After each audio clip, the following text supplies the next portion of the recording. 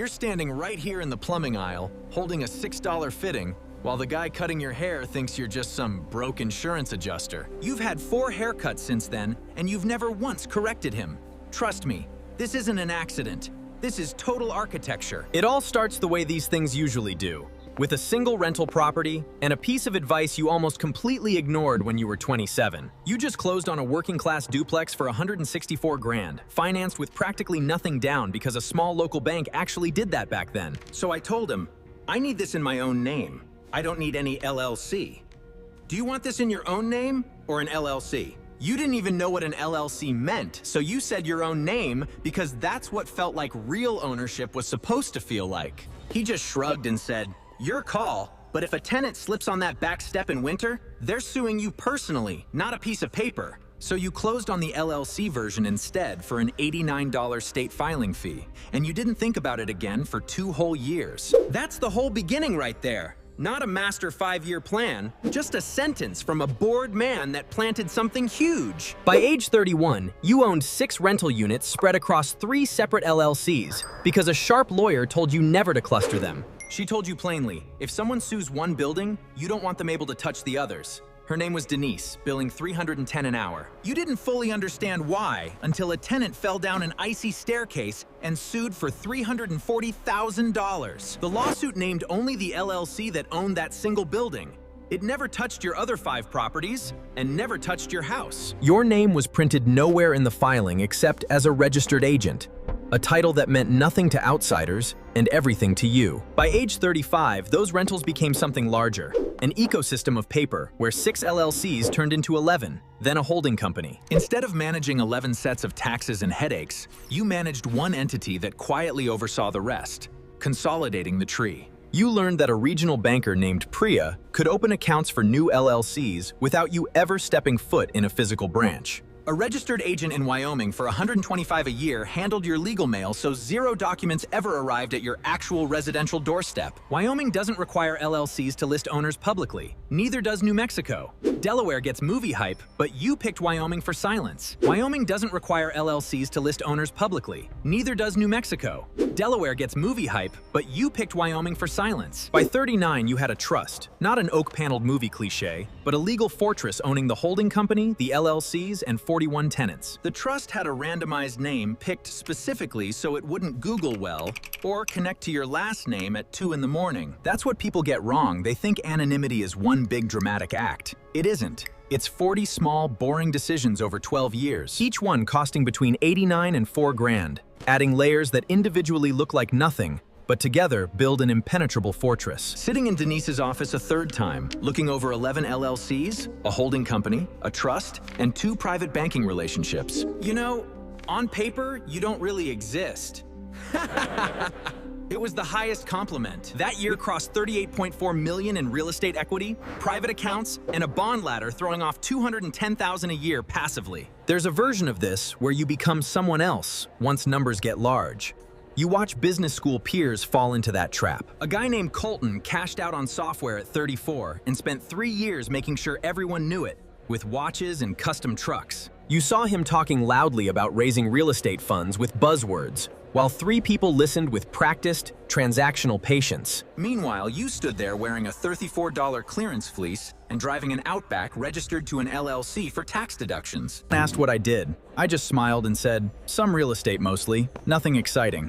Which was technically true, but beside the point. Nobody asked me for funding. Nobody pitched me an app. Nobody's eyes did that quiet, predatory calculation trying to size up my net worth. I left early, stopped at a regular gas station, and paid $52 to fill the tank, using my own personal debit card. That account had exactly $6,200 in it. You keep your personal accounts thin on purpose, so even in a moment of weakness, you can't access the real money. But what happens when the disguise works too well? Like with your sister, Renata. She has absolutely no idea what the real number is. She knows you do fine. She knows you helped your parents with an $11,000 roof repair, assuming you just used a home equity line. She's 41, a nurse, divorced, and raising 2 kids on a shift schedule that would literally shatter the average human mind. 8 months ago, she called you on a Sunday night. Her voice was tight, controlled, like she had rehearsed a tragedy in the mirror. She was $23,000 behind. A brutal mix of medical bills, a blown car transmission, and a landlord who spiked her rent without warning. I was sitting right here. I could have wired her the $23,000 before she even finished her sentence. It's just rounding error money to me. 23 grand is literally 4 days of passive income from my bond ladder alone. But I didn't hit send, because if I pay it instantly, the whole illusion breaks. The maze completely collapses, and she finally realizes who I actually am. Once she knows, she can never unknow. She might accidentally slip up at a family Thanksgiving, and it reaches the wrong ears. But if I'm violently honest with myself, keeping this massive secret from my own sister is about something much closer to grief. Instead of writing a check, I spent that whole Saturday sitting right there at her cramped kitchen table, digging through her bills. We went through every single line item of her debt together, exactly the way my lawyer used to comb through my corporate folders. I found a massive $4,100 billing error from the hospital.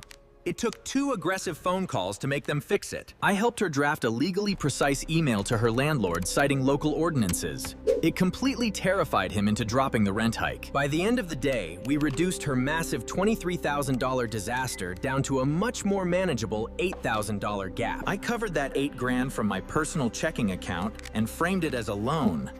I knew I'd never actually collect it. I didn't tell her the real number. And there is a very specific, suffocating loneliness in watching someone you genuinely love cry over money. They're doing terrified math with numbers that aren't even real to me anymore. The absolute kindest thing I can do is pretend we're in the same boat. Every structure gets tested eventually. Because if it doesn't get tested in the real world, it isn't a fortress. It's just a legal theory. My test was a guy named Ase. You owe me. He was a former business partner from my messy early rental days who felt he was owed a piece of my empire. That's right, I'm owed. He genuinely, but entirely falsely, believed he was entitled to my wealth. So, he filed a massive lawsuit and named me personally. His lawyer worked on contingency, acting like a starving bloodhound for 4 grueling months, trying to trace assets back to my real name. Here is what the bloodhound actually found. My modest house, worth maybe $410,000 in a totally unremarkable neighborhood. He found my rattling Subaru Outback, which is probably worth less than the tow truck required to haul it away. And he found my personal checking account with exactly $7,800 sitting in it. He found absolutely nothing else. He did not find the 11 LLCs. He had zero legal mechanism to connect those companies to me whatsoever. He didn't find the holding company. He didn't find the trust. Because legally, those entities have absolutely no connective tissue to my biological name. The bloodhound lawyer realized I was completely broke on paper. He advised Ase to drop the multi-million-dollar suit and accept a pathetic 12 grand nuisance settlement. I paid the 12 grand out of my personal account, wiping it out, just to sell the narrative that this lawsuit absolutely ruined me financially. Which brings us right back here.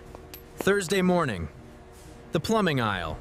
Holding a $6 piece of brass? There is a profound, almost intoxicating peace in being completely underestimated by every single person in the room. When I sit in the barber chair and the guy asks how the insurance adjustment business is going, I just say, you know, steady, can't complain. Ego is the absolute enemy of wealth. The second you need other people to know you have money, you start doing incredibly stupid things to prove it. The software guy with the custom trucks?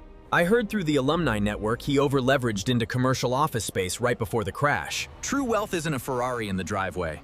True wealth is waking up on a Tuesday morning and knowing absolutely no one on earth can force you to do anything. I check my mail, and it's just grocery store coupons. No pitch decks, no charity shakedowns, no distant relatives remembering my birthday suddenly. The machine is entirely self-sustaining now. The property managers handle the tenants, the holding company aggregates the cash, the trust shields the holding company. I am just a ghost in my own machine.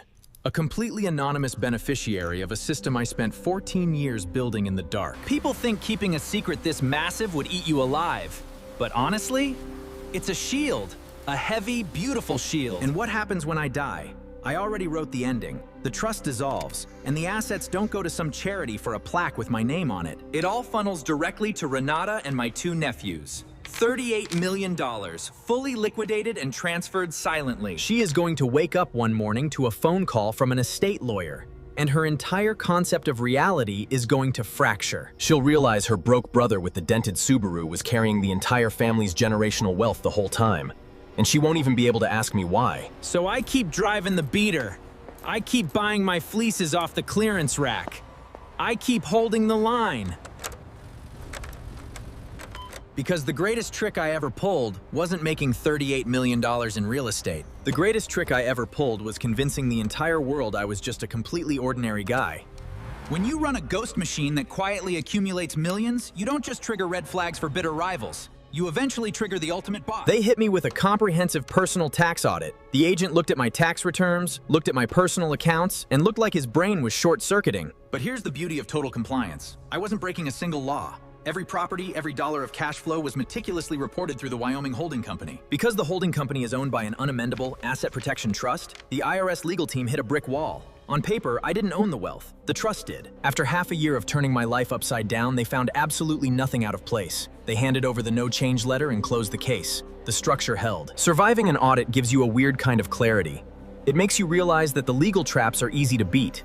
It's the social traps that are dangerous. Society sets up this massive psychological game. It demands that if you achieve any level of success, you must announce it to the tribe. You must perform. Take my old college buddy, Brad. Brad is currently drowning in $80,000 of high-interest debt to maintain the illusion that he's crushing it in mid-level software sales. Brad corners me at an alumni mixer, looks at my off-brand shoes, and actually offers me a junior SDR role at his company out of pure pity. And let me tell you, the biological urge to pull up my holding company's balance sheet and absolutely obliterate his entire worldview was almost entirely overwhelming. But I didn't.